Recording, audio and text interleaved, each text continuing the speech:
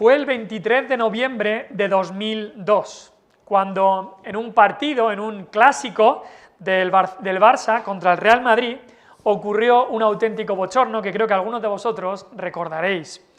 Mientras un futbolista del Madrid iba a sacar un córner en el Camp Nou, el público del Barça se volvió loco y empezó a tirarle de todo, botellas de cristal, mecheros y hasta incluso, algunos lo recordaréis, una cabeza de un cochinillo. ¿Qué es lo que estaba pasando? ¿Por qué el público se puso así? Pues porque el jugador se llamaba Figo y había jugado en el Barcelona por unos años, pero después, por dinero, se había ido al Real Madrid, al eterno rival. Así que lo tildaron, como podéis suponer, de un traidor, Ha habido muchos traidores en la historia. Este traidor era simplemente un traidor en un equipo de fútbol, lo cual no es tampoco tan importante, aunque la gente se vuelva loca contra él. Pero ha habido muchos traidores en la historia. En la historia de las guerras ha habido muchas personas que iban en un bando, pero en realidad traicionaron a ese bando, a ese país, para pasarse al otro y traicionaron a su país. Pero también, por supuesto, en la vida.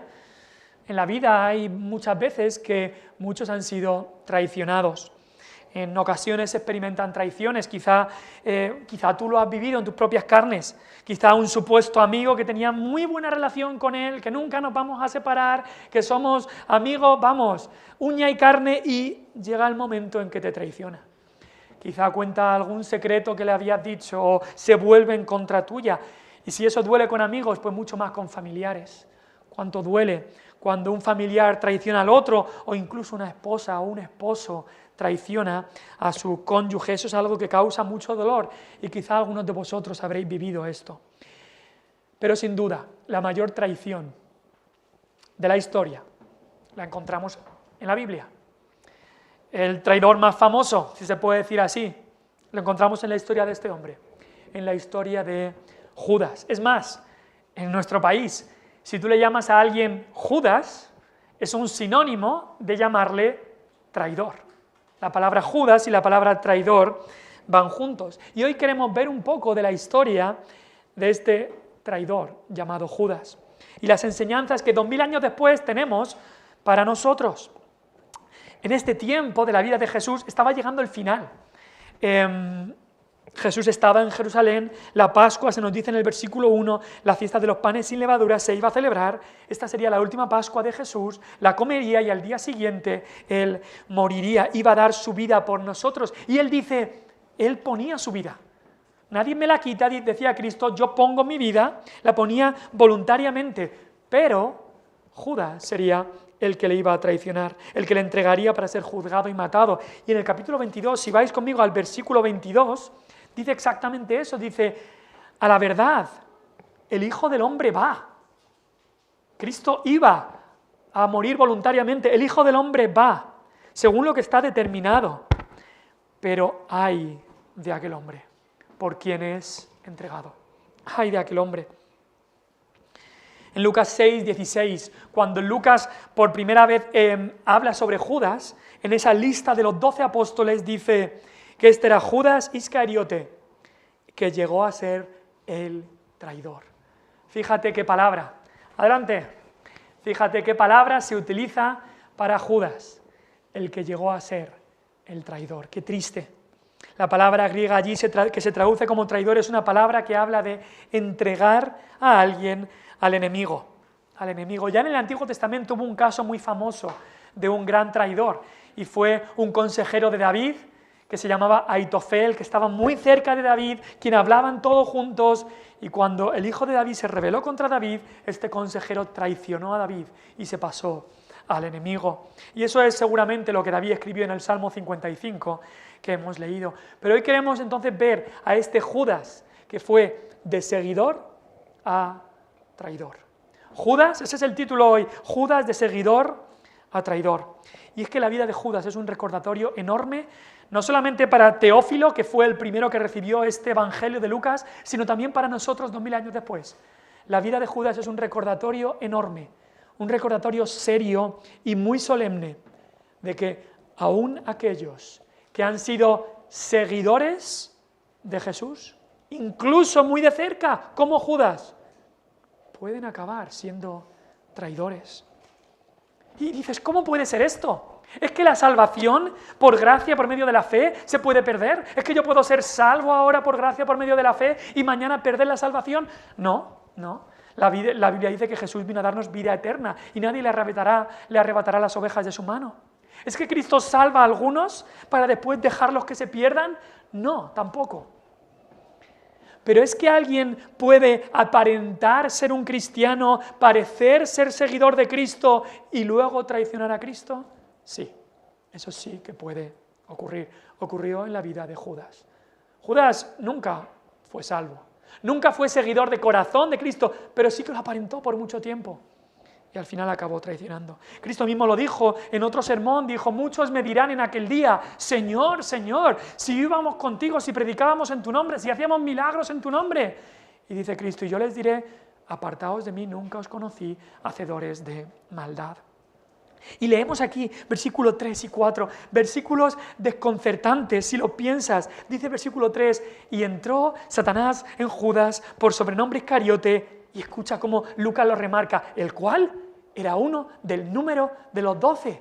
Recuerda bien que era apóstol.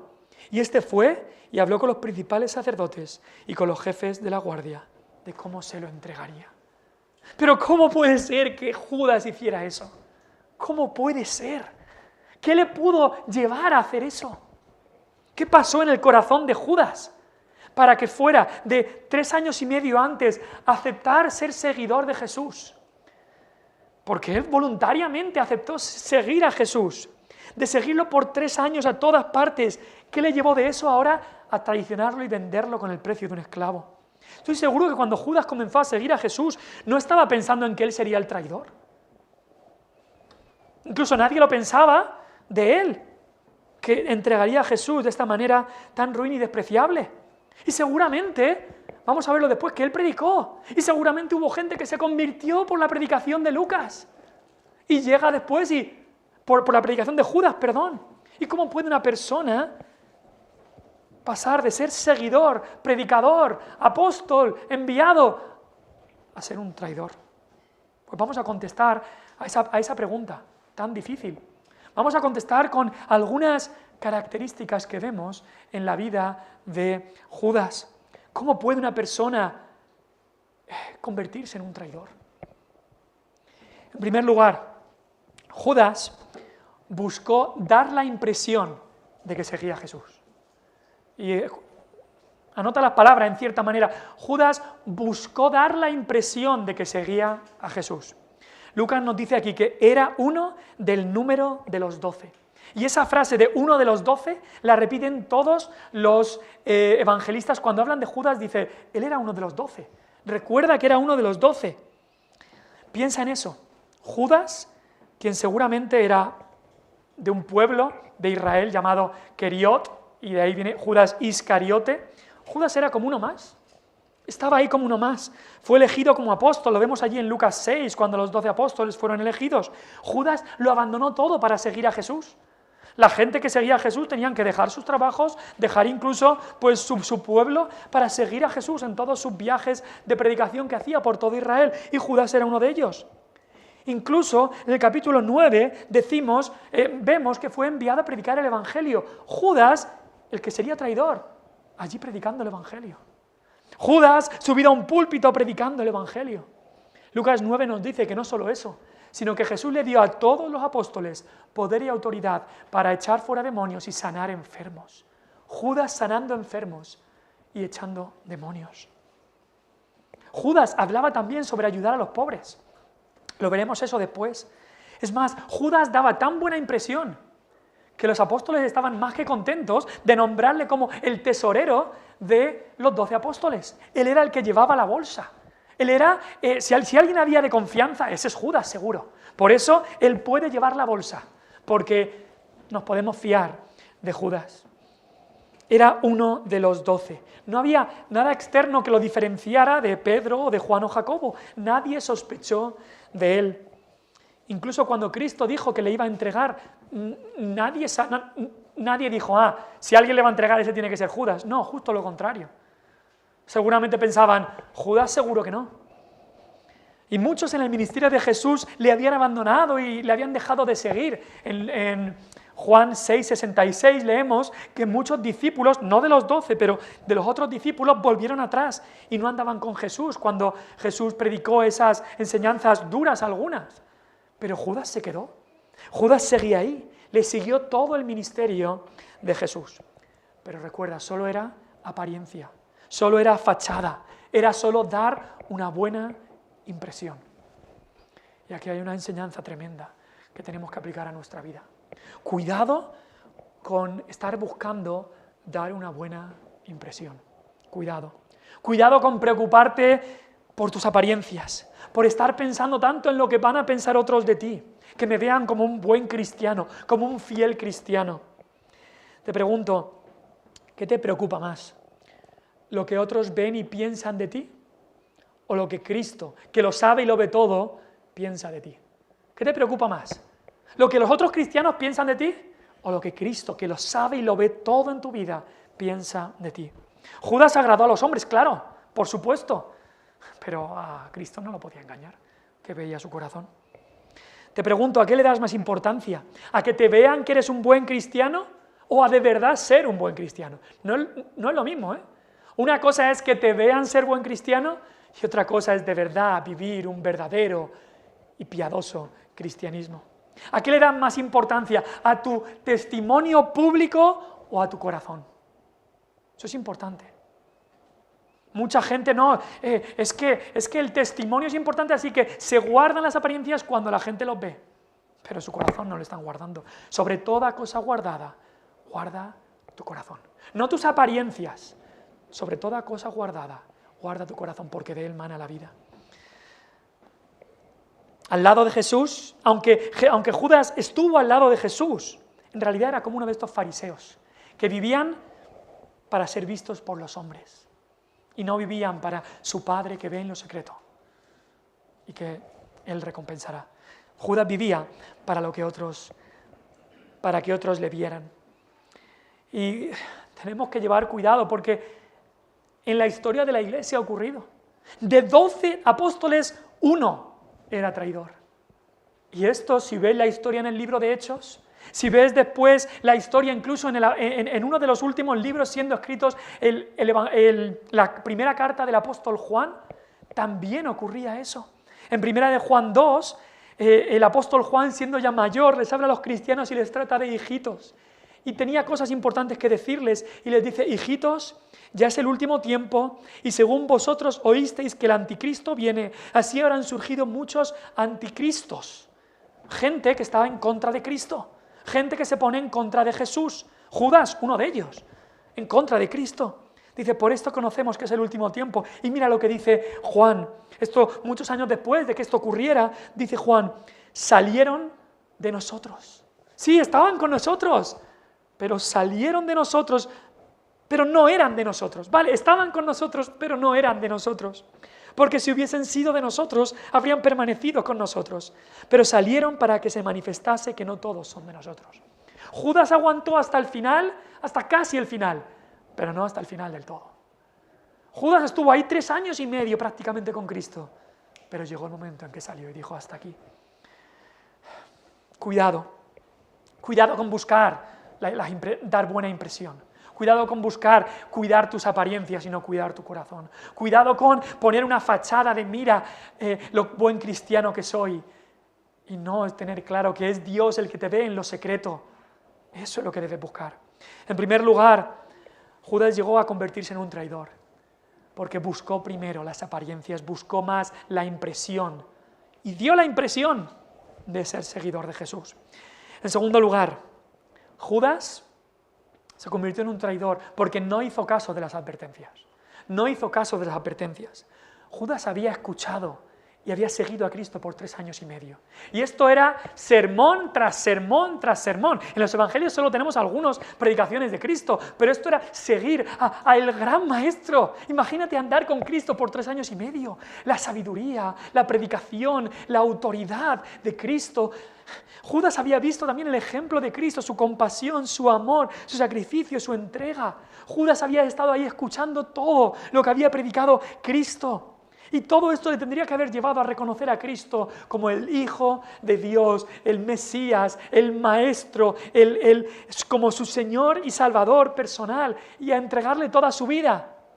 Pero no, todas estas cosas que había visto, como si nada en la vida de Cristo, en la vida de Judas. Cristo había hablado sobre la codicia, y Judas había estado ahí escuchándolo. En Lucas 12:15, Jesús dijo: mirad y guardaos de toda avaricia. Y Judas estaba ahí. Mirad y guardaos de toda avaricia. Pero Judas como si nada. Escuchaba predicación tras predicación, pero como si no estuviera.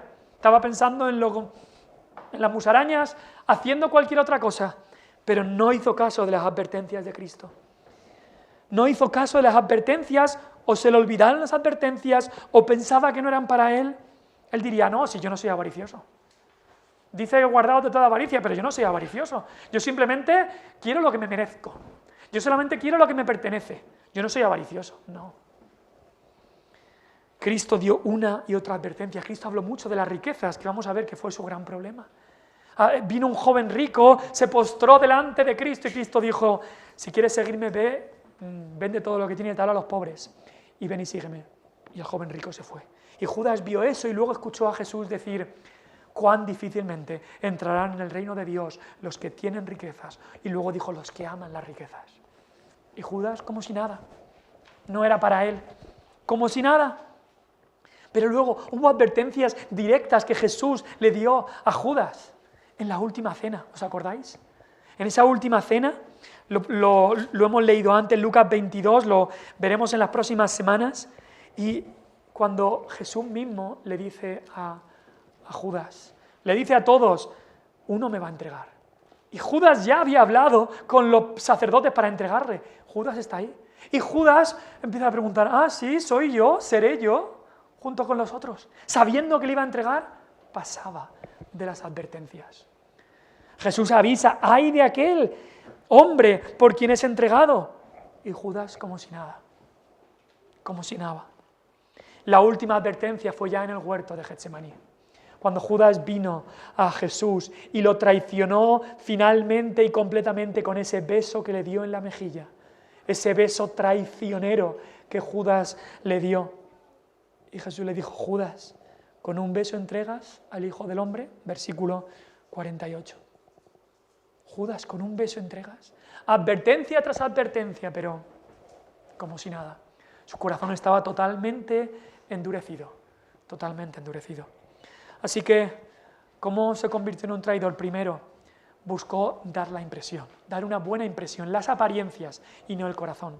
Segundo lugar, no hizo caso de las advertencias.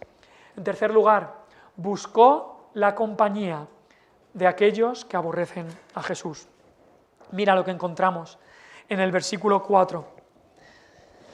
Y este Judas fue y habló con los principales sacerdotes, con los jefes de la guardia. Esos mismos que en el versículo 2 leemos ahí que buscaban matar a Jesús. Esos mismos que llevaban años queriendo y buscando acabar con Jesús, matar a Jesús, hacer lo que sea para deshacerse de este Jesús que les estaba quitando fama, que les estaba contradiciendo en sus enseñanzas.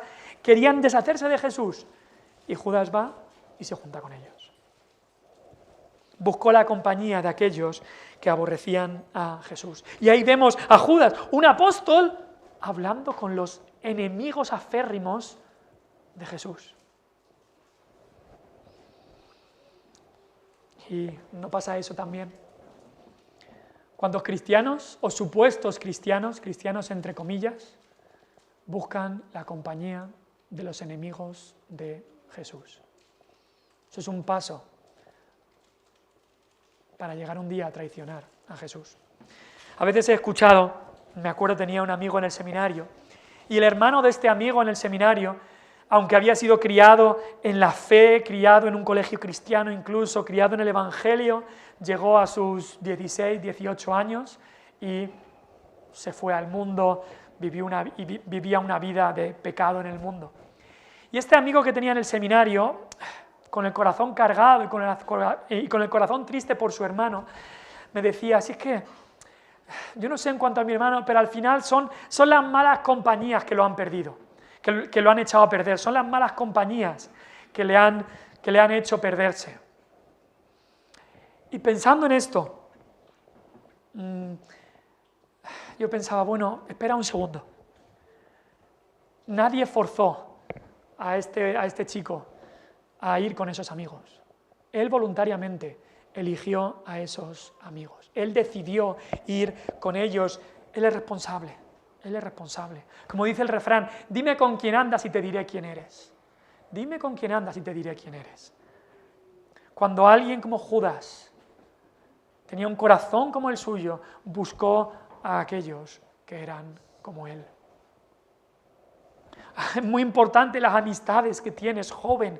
Es muy importante. No vayas con aquellos que aborrecen a Jesús. No. Busca amigos que aman a Cristo, que se entregan a Cristo, que viven para Cristo. Judas se juntó con los que eran como él. Y nos dice ahí incluso que después que él dijo que entregaría a Jesús, ellos se alegraron.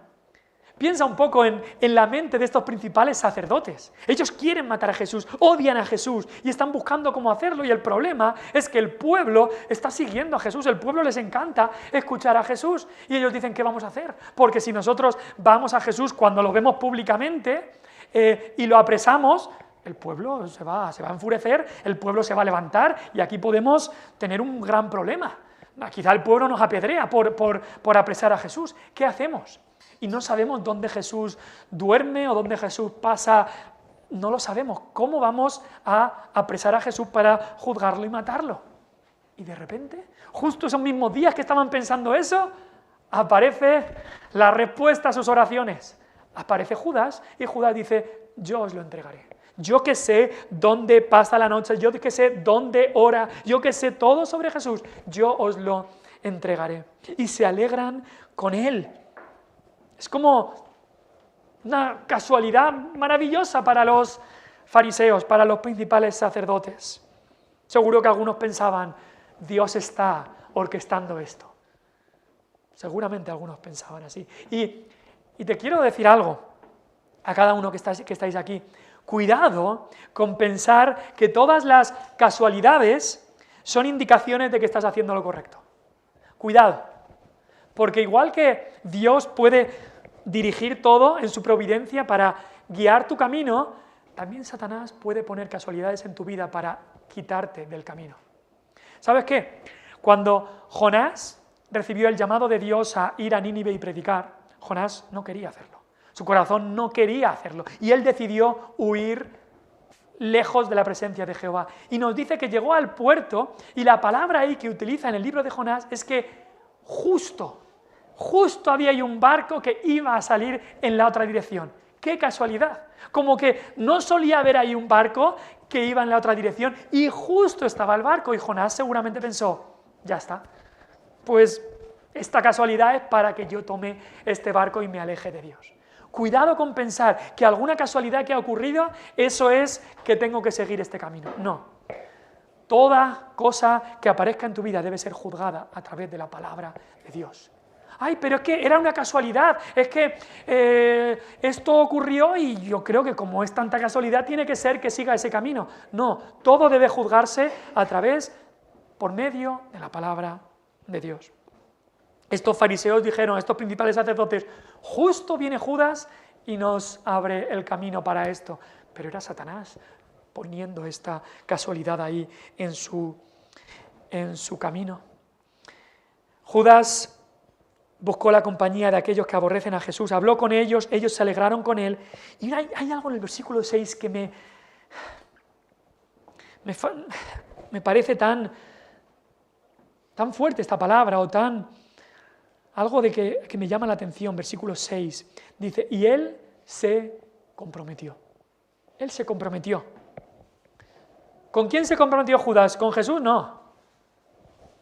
Con los principales sacerdotes. Se comprometió. La palabra en el original ahí habla de asentir, de consentir, de afirmar algo. Los siervos de Satanás, ¿sabes qué? Están comprometidos con Satanás. Los siervos de Satanás están comprometidos con Satanás.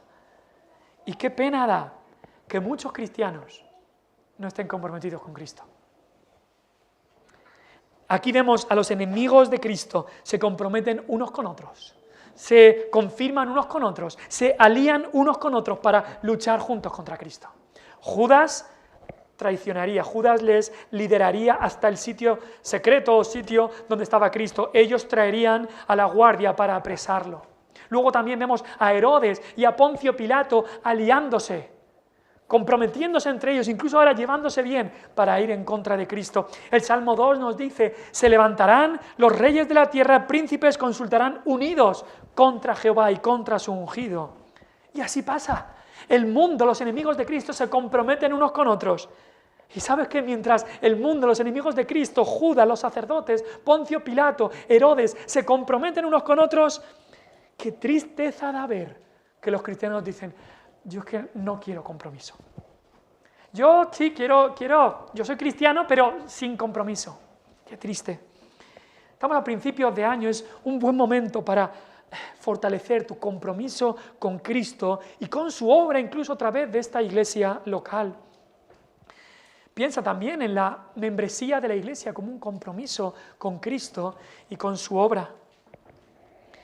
Y aquí vemos a Judas comprometiéndose con los enemigos de Dios, buscando la compañía de aquellos que aborrecen a Jesús. Pero en cuarto lugar, ¿cómo Judas pasó de ser seguidor a traidor? En cuarto lugar, le dio lugar al diablo. Le dio lugar al diablo. Nos dice versículo 3. Y ahí está una de las grandes claves de cómo él pasó de ser un seguidor a traidor. Dice versículo 3, y entró Satanás en Judas. Satanás estaba dirigiendo todo lo que estaba, esto que iba a acabar con el juicio y la muerte de Cristo, porque quería acabar con este Mesías. Ahora, esto es lo que Dios desde el principio de los tiempos había predeterminado en su consejo, pero Satanás se estaba moviendo aquí. Y lo que Satanás ahora no se daba cuenta es que Satanás solo iba a lograr herir el calcañar, herir el tobillo de Jesús, por así decirlo, pero en esa misma muerte de Jesús, Satanás iba a ser herido mortalmente en la cabeza. Esa primera promesa de la Biblia se iba a cumplir 100%. ¿Os acordáis de esa primera promesa? De cuando estaba Eva y la serpiente, y Dios le dice, la simiente de la mujer herirá en la cabeza a la serpiente. La serpiente solo herirá en el calcañar, en el tobillo, a la simiente de la mujer. Esta lucha que iba a haber, y aquí se iba a cumplir. Así que como Satanás entró en la serpiente para acabar con el primer Adán, así también Satanás entró en Judas para acabar con Cristo. Ahora, sin duda, Satanás estaba moviendo aquí, Satanás estaba actuando, esta era una obra ideada por Satanás, pero también fue la obra de Judas. Eso no le quitaba responsabilidad a Judas. Judas fue totalmente responsable. Judas le dio lugar al diablo. Le dejó pasar, le abrió la puerta. ¿Sabes que Pablo, el apóstol Pablo, mucho tiempo después, habla de dar lugar al diablo? Y dice, no se ponga el sol sobre vuestro enojo, ni deis lugar al diablo. Lo habla sobre el enojo. El enojo, el enfado, puede ser una causa de abrirle la puerta al diablo. Se puede aplicar eso, por ejemplo, al matrimonio. Un enfado con tu esposa o un enfado con tu esposo, que lo dejas estar y continúa ese enfado y no lo arreglas y no buscas el perdón o no perdonas y dejas ese enfado en tu corazón. Dices, ese enfado puede abrirle la puerta al diablo. Por eso dice el apóstol Pablo ese consejo, no se ponga el sol sobre vuestro enojo. Antes de que el sol se ponga, antes de que te vayas a dormir, arregla ese enfado que está en el corazón. Porque tú dejas ese enfado reposar ahí la noche entera, el día siguiente entero, y comienza a oler. Y la puerta de tu corazón se comienza a abrir para que entre ¿quién? Satanás. No deis lugar al diablo. Y Judas dio lugar al diablo. Juan 13 nos dice también que el diablo había puesto en el corazón de Judas Iscariote que le entregase. Juan 13:2 dice que cuando cenaban, como el diablo ya había puesto en el corazón de Judas Iscariote, hijo de Simón, que le entregase.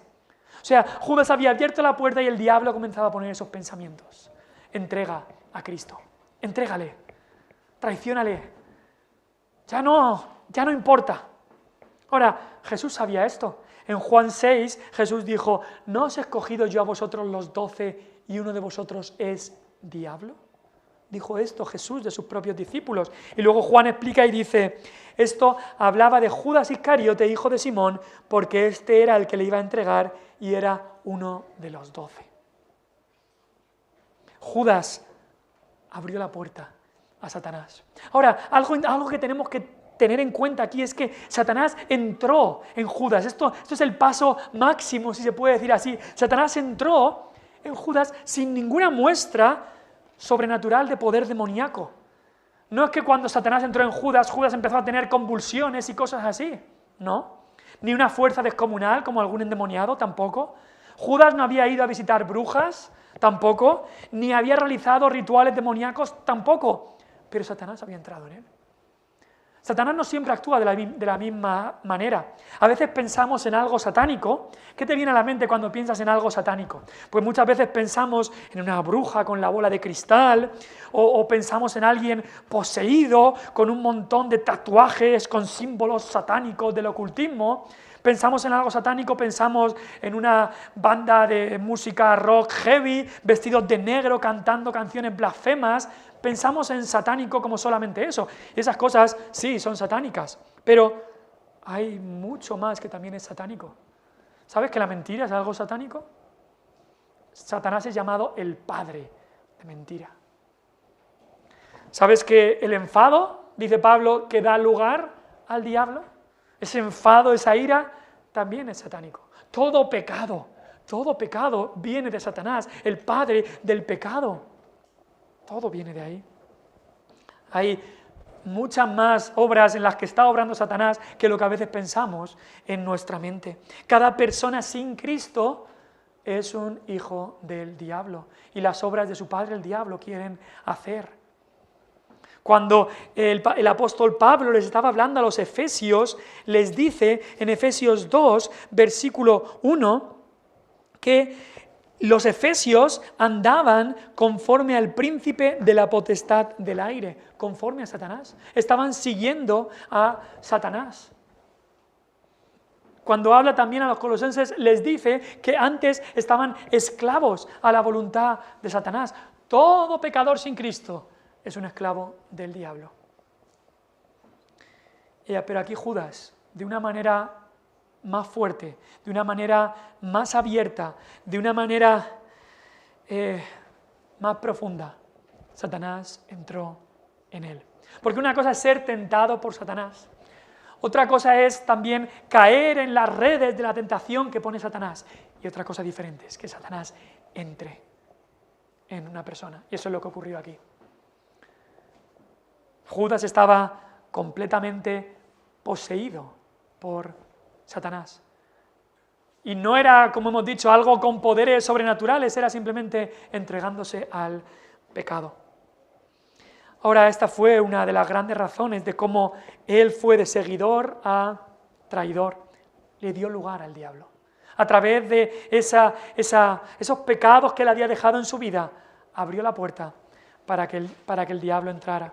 Me acuerdo de esa parábola que contó Cristo sobre el espíritu inmundo. Y Jesús contó una parábola de que a veces un espíritu inmundo deja una vida. Y esa vida pues está vacía y adornada, pero no se llena de nada, de ninguna otra cosa. Y Jesús dice, cuando el espíritu inmundo vuelve y ve que está todo vacío y adornado, dice, vamos a traer otros siete peores espíritus y vamos a habitar en esa persona. Y eso estaba ocurriendo en Judas. Judas había experimentado un cambio superficial. Él, de ser una persona de este mundo, ahora seguía a Jesús, predicaba el Evangelio, hacía unos supuestos milagros, o quizá hacía milagros porque Dios le permitió ese poder. Pero no se había llenado del amor de Cristo, no se había llenado de Cristo, y cuando Satanás vino, halló la casa barrida y adornada, la puerta abierta, y que dentro no estaba Cristo. Dentro no estaba el amor de Cristo, dentro no estaba el Espíritu Santo obrando, estaba vacío. Dijo, allá que voy, allá que voy. Satanás entró en Judas. Pero la última cosa, y aquí vemos un poco la clave de esta traición. La clave de esta traición, de cierta manera, el deseo principal de Judas, ¿cuál era? Pues el deseo principal, la razón principal por la cual Judas pasó de ser seguidor a ser traidor, es que Judas hizo del dinero su amo y su señor. Judas hizo del dinero su amo y señor. ¿Qué fue lo que principalmente determinó que Judas llegara a ser el traidor? Lo vemos ahí, como él habló con estos principales sacerdotes, versículo 5, y convinieron en darle dinero. Convinieron es que llegaron a un acuerdo. Judas no estaba ahí porque sí. Judas lo que quería era dinero. Ahí está el secreto de la caída de este hombre despreciable e inmundo: la codicia y la avaricia. Como el poeta español Quevedo dijo, poderoso caballero es don dinero. Poderoso caballero es don dinero. Jesús acababa de estar predicando ese último sermón que estuvimos viendo sobre los últimos tiempos, sobre las cosas que vendrían después de su venida. Y Jesús había recalcado algo muy importante. Jesús les había dicho en el versículo 12 del capítulo 21 que antes de la segunda venida, antes de todas estas cosas, a sus discípulos les decía: os echarán mano, versículo 12, y os perseguirán, versículo 16, seréis entregados aún por vuestros padres y hermanos y parientes y amigos, y matarán a algunos de vosotros, y seréis aborrecidos de todos por causa de mi nombre. Eso le estaba diciendo Jesús.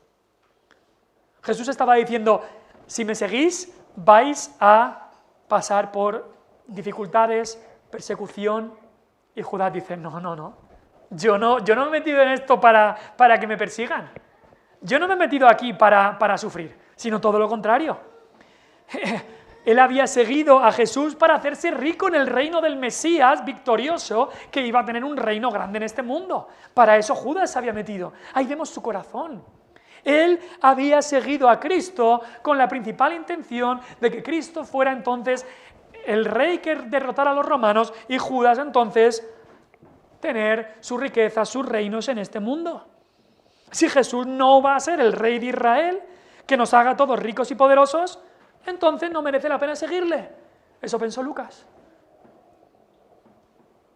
Si yo no estoy aquí para sacar dinero, salud, poder, ¿para qué? Te pregunto, ¿por qué has venido tú a Cristo? ¿Para ver lo que puedes sacar? ¿Para que Cristo solucione tus problemas económicos? ¿Para que Cristo solucione tus problemas de salud? ¿Para que Cristo solucione tus problemas familiares o lo que sea? Si vienes a Cristo para ver lo que puedes sacarle, puede ser que tu corazón no esté en el sitio correcto. Vienes a Cristo porque eres pecador, porque ibas a la condenación y porque Él te quiere salvar y quiere ser tu Señor. Vienes por eso a Cristo. Pero si vienes solamente para ver lo que puedes sacar en este mundo, te has equivocado. Y hay este sermón a Judas seguramente le impactó y fue una de esas últimas cosas que él dijo: esto no es para mí, me voy de aquí, le traicionaré. Pero ir conmigo a Juan 12, porque este fue la gota que colmó el vaso para Judas. Juan 12, del 1 al 8. Justo unos días antes de la crucifixión, Jesús fue ungido en Betania. Betania estaba solamente a unos kilómetros de Jerusalén, al este, y nos dice que algunas de esas noches Jesús iba y pasaba la noche en Betania. Nos dice ahí, versículo 1 de Juan 12, 6 días antes de la Pascua, vino Jesús a Betania, donde estaba Lázaro, el que había estado muerto y a quien había resucitado de los muertos. Y le hicieron allí una cena, versículo 2. Marta servía, y Lázaro era uno de los que estaban sentados a la mesa con él. Entonces María tomó una libra de perfume, de nardo puro, de mucho precio, y ungió los pies de Jesús, y los enjugó con sus cabellos, y la casa se llenó del olor del perfume. Y dijo uno de sus discípulos, Judas Iscariote, hijo de Simón, el que le había de entregar. Claro, esto lo dice Juan después de que esto ya hubiera ocurrido. El que le había de entregar dijo, ¿por qué no fue este perfume vendido por 300 denarios y dado a los pobres? Pero dijo esto no porque se cuidara de los pobres, sino porque era ladrón y teniendo la bolsa sustraía de lo que se echaba en ella. Entonces Jesús dijo, déjala, para el día de mi sepultura ha guardado esto. Porque a los pobres siempre los tendréis con vosotros, mas a mí no siempre me tendréis. Nunca mejor dicho, este perfume fue la gota que colmó el vaso en la vida de Judas. Esto era insoportable para él. Que un vaso de perfume de nardo puro, alabastro, carísimo, carísimo. ¿Sabe lo que valía este perfume? En el dinero de hoy, entre 15.000 y 20.000 euros. Valía este perfume que Cristo recibió. Y estas muestras de amor radical era lo que no aguantaba, no toleraba Judas. No lo toleraba. Un hipócrita como él, un seguidor falso como él, no podía entender, no le cabía en la cabeza que alguien le dé su vida entera a Cristo. Y eso pasa también hoy en el día de hoy. Un hipócrita no puede entender que alguien le dé su vida entera a Cristo sin querer recibir nada a cambio. El hipócrita solo viene a Cristo para que le dé salud, dinero y amor. Y entonces sí. Pero si no me dan eso, ¿para qué estoy aquí? Eso era Judas, un hipócrita. Solo estaba ahí por avaricia, a ver lo que podía sacar. Y esto que había valido 300 denarios, unos 18.000 euros, decía, lo que me podría haber llevado de eso. Lo que me podría haber llevado. Y ahí todo fue derramado en los pies de Cristo, en los cabellos de Cristo. Eso era inaguantable, intolerable para Judas. Le hervía la sangre a Judas al ver todo ese dinero, toda esa vida derramada en amor a Cristo. Y tanto Mateo como Marcos recalcan que justo después de este ungimiento de Cristo, Judas se levantó y fue directo a los principales sacerdotes. Esta traición fue justo después de que Jesús fue ungido en Betania. Esto era lo que Judas no iba a aguantar. Ese tipo de amor a Cristo, de devoción. Pero ¿quién es Cristo para que se le ame así? Eso es como piensa un traidor. Tanto Mateo como Marcos recalcan esto.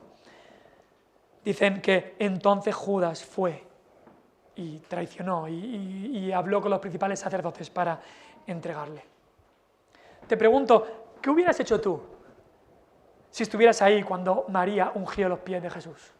Hubieras dicho, qué desperdicio, porque hubo otros apóstoles que no eran Judas, que no fueron traidores, pero que también llegaban a pensar como él. Porque tenemos que recordarlo, que aunque no hayamos traicionado a Cristo, pero muchas veces llegamos a pensar pensamientos parecidos a los que pensaba Judas. Este acto de devoción, pero qué desperdicio, ¿no? Qué desperdicio, 18.000 euros en entrega a Cristo, por amor a Cristo, qué desperdicio, con lo que se podía haber hecho con ese dinero. Una y otra vez, él estaba pensando solamente en lo que podía sacar. Y cuando vio que no iba a haber reinos para él, ni grandeza humana para él, ni riquezas enormes para él, que no iba a haber un gran poder y autoridad para él, no tuvo problema en traicionarle.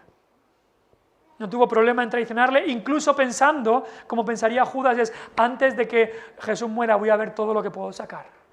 Y lo que sacó fueron 30 miserables piezas de plata por las que vendió a Cristo. El precio de un esclavo fue lo que fue vendido nuestro Salvador. Y te quiero reiterar y repetir hoy aquí lo malo, lo terrible, lo horrible que es el amor al dinero. Fue el amor al dinero, la avaricia. lo que convirtió a Judas de un seguidor a un traidor.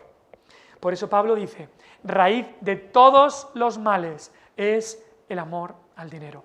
Y si has vivido aquí en esta tierra unas cuantas décadas y honestamente miras cómo está el mundo, tendrás que decir, es toda la verdad lo que dice Pablo. Raíz de todos los males es el amor al dinero. ¿Cuántos males has visto en esta tierra? Por amor al dinero. Herencias, luchas por dinero, malas palabras por dinero, asesinatos por dinero, problemas, males, pecados por dinero. Y cuidado con esto, porque es un mal en el que todos somos tentados a caer. ¿Cuánto amas tú el dinero? Te lo pregunto.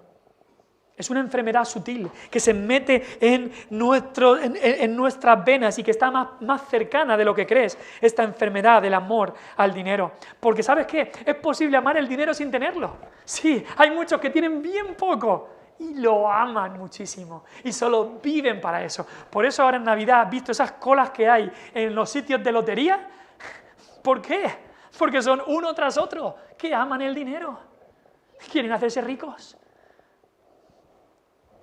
Así que por favor, estate contento con lo que tienes. Estate contento con lo que tienes. No sueñes, ni desees, ni aspires a más de lo que el Señor te ha dado. Sabes que nunca sabes las maldades que podrías llegar a hacer si te volvieras rico. Recuerda eso. Si Dios te ha dado lo que te ha dado, es porque es lo que puedes manejar. Y a veces gente busca las riquezas y el buscar a las riquezas es su perdición. Caso de Judas. Que nuestra oración sea la de Proverbios, en Proverbios 30, que es: Señor, no me des pobrezas ni riquezas, manténme del pan necesario. Manténme del pan necesario. Por eso dijo Cristo en la oración modelo: el pan nuestro de cada día, dánoslo hoy. El pan que necesito para hoy, no el pan para el año entero. Dame lo que necesito para cada día. Cuidado con las riquezas.